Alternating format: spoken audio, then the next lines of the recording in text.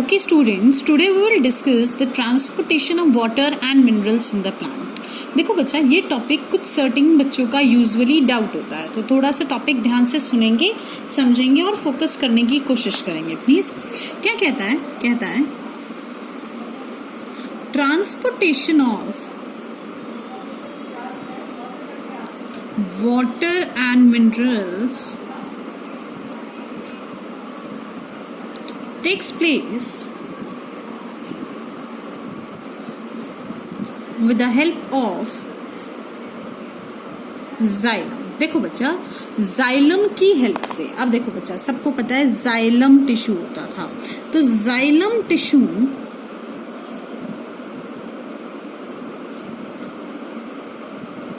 Consist of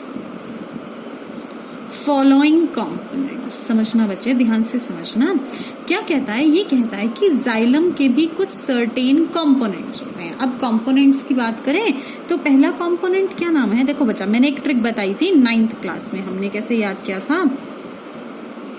Partha ने TV पे film देखी. हमारी ना ये ट्रिक थी किसको याद करने की? जाइलम को याद करने की, कि पार्थ ने टीवी पे फिल्म देखी. अब हम सेम ट्रिक को यूज करेंगे and we will write it as 4 components: parenchyma,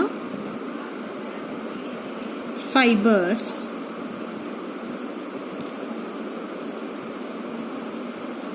tracheids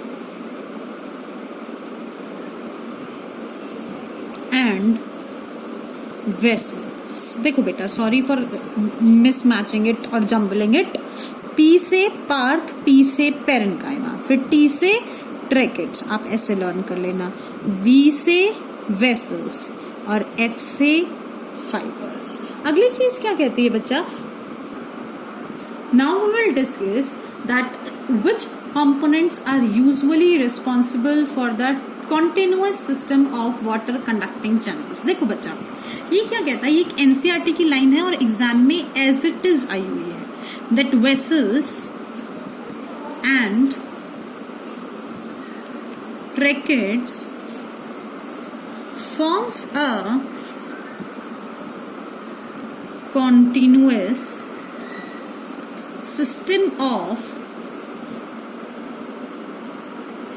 water conducting channels. देखो बेटा, ये कहता है कि इनमें से सिर्फ और सिर्फ पानी को ट्रांसपोर्ट करने में 2 का मेजर रोल होता है, एक वेसल्स का और एक किसका बेटा? ट्रैकेट्स का. अब ये कहता है the 3 factors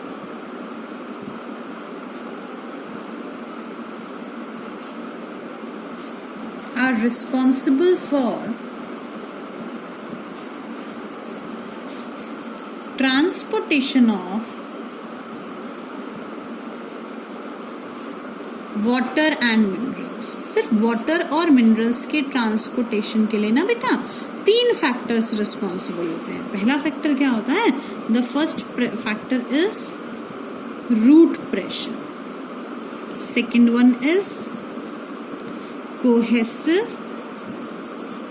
and adhesive force. And third one is transpirational pull. अब ना बेटा इनको एक एक करके डिस्कस करेंगे, तब हमें ये अच्छे से क्लियर हो जाएंगे. Okay students, the first one is the root pressure. क्या पहला पार्ट पढ़ेंगे हम? पहला पार्ट पढ़ेंगे रूट प्रेशर. ये क्या कहता है? cells in contact with soil absorbs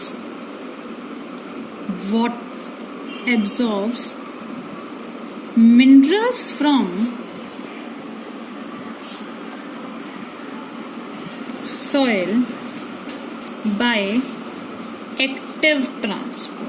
देखो बेटा, अब आपको ना एक चीज इमेजिन करनी पड़ेगी कि एक तरफ तो क्या है? रूट है. अब ये रूट की ऐसे लाइन समझ लो, दिस इज द रूट. इधर वाला पार्ट क्या है बेटा? रूट है. अब ये समझना आपको, ये क्या है? सारा रूट वाला पार्ट है. And this part is the ये क्या कहता है कि सॉइल से रूट में क्या चले गए बेटा, मिनरल्स चले गए।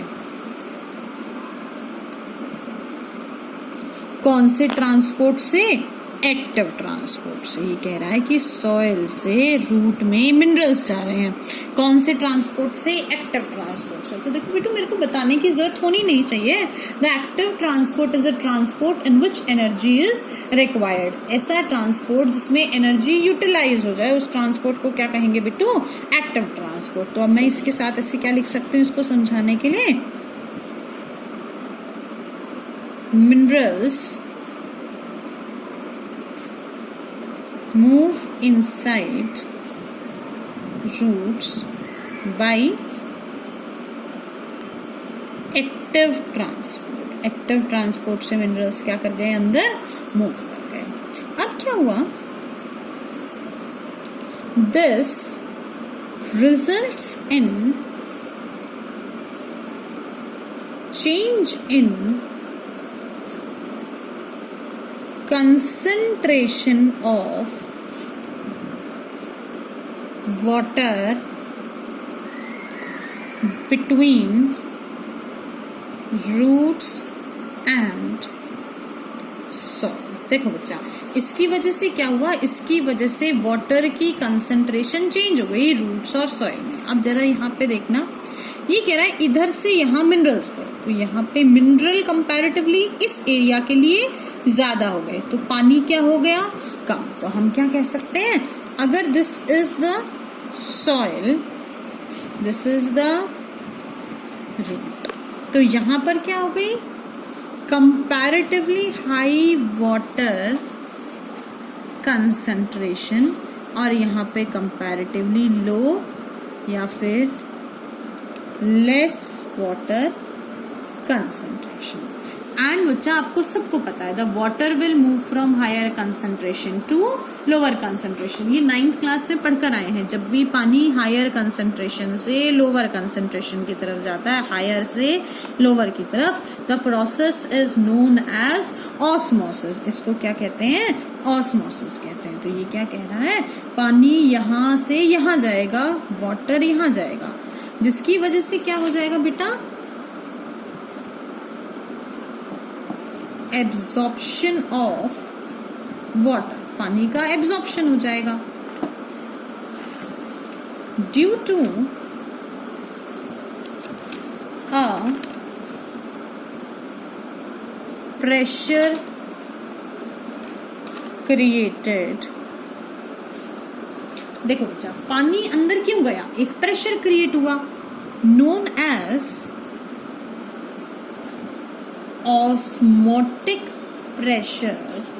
ऐसा प्रेशर जिसने ऑस्मोसिस कराया, और रूट प्रेशर, उसको क्या कहेंगे बेटा, ऑस्मोटिक प्रेशर या फिर रूट प्रेशर। अच्छा बच्चा, अब एक लाइन है रूट प्रेशर के रिगार्डिंग, आपको खूब अच्छे से रूट प्रेशर समझ में आ गया।